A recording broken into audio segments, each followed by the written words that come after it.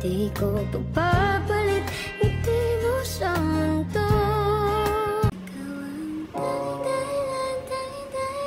How to live just like they would.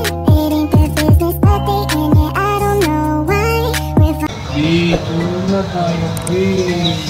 Hindi ko pa ba inaantok? Wait lang, nanonood lang ako ng TV. Tapusin ko lang itong episode. Akyat na tayo! Bakit ba gusto mo nang tumaas? Ano bang gagawin natin doon? Ikaw ha? Ano na namang binabalak mong gawin dyan? Mauna ka na doon. Sige na. Mauna ka na umakyat doon. Ba't kaya?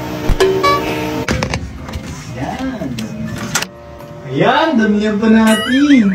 Hoy, anong ginagawa mo dyan? Wala. Ayan ha, kaya pala ang bilis maubos ng mga moisturizer ko kasi ginagamit mo din pala. Yan na, tulog na tayo. Ba't ba ang dami mo maglagay kasi ng moisturizer sa mukha? One time kasi, Bobby, tinry ko siya gawing sleeping mask. Itong The Original Brightening Moisturizer. Pag gising ko, sobrang lambot ng mukha ko. Parang puwit ng baby. Tapos, Bobby, napapansin ko parang nawawala ni mga dark spots ko. Tapos ang ganda niya sa balat.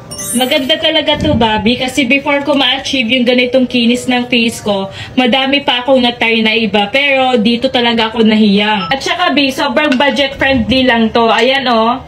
Ang dami na neto. Ayan, oh. Below 150 lang yan. Talaga? Akala kong mahal. Sulit na sulit pala. Tara, Bobby, matulog na tayo. Tara.